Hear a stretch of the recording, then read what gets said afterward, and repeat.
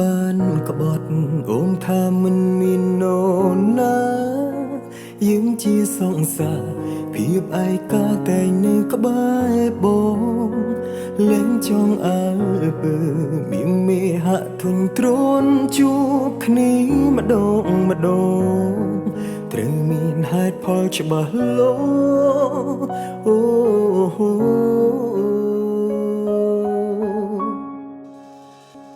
តើអូនអស់ចិត្តមែនទេ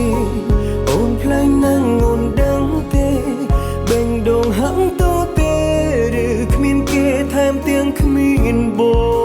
ងតើបងធ្វើអ្វីខំប្រាប់ផងឲ្យបងដឹង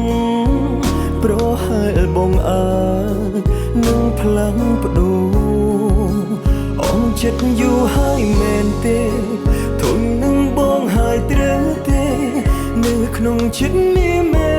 អារម្មណ៍ស្នេហាធ្លាក់ដល់សួងបងពិតជាមិនដឹងប្រាប់ផងនោះល្អកុំឲ្យបងមានអារម្មណ៍ថាខ្លួនឯងជាមនុស្សល្ងង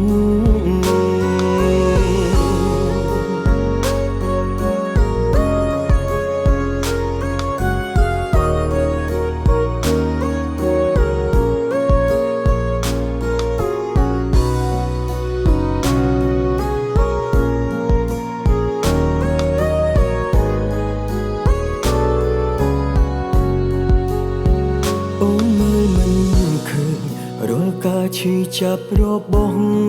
បងអូនលែងដូចមុនតើមានរឿងអ្វីជីវ៉ាលែងចង់អើពើមានមេហាក់មាននោណាស្នេហាពីបាតនឹងបន្តតើអូនអស់ចិត្តមែនទេអូនផ្លែងណាំងអូនដឹងទេបេងដូងហាក់តទេឬគ្មានគេថែមទាំងគ្មានបងតើបងធ្វើអ្វីខំប្រាប់ផងឲ្យបងដឹងប្រហែលបងអាចនឹងផ្លាំងបដូរអងចិត្តយូរហើយមែនទេធន់នឹងបងហើយត្រូវទេនៅក្នុងចិត្តនេះមេ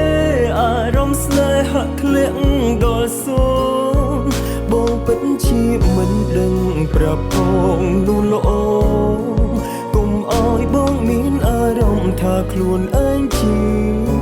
មនុស្សល្ងង